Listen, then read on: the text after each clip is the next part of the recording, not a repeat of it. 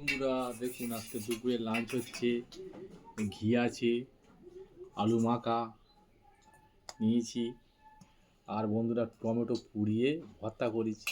Heavy মজা খাবার আজকে।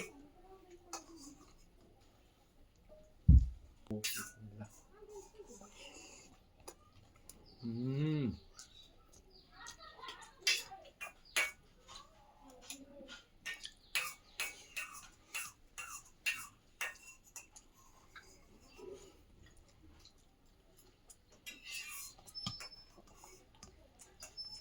ঘির সঙ্গে টমেটো পুড়ে ভর্তা। আমার সব ফেভারিট থাকছে।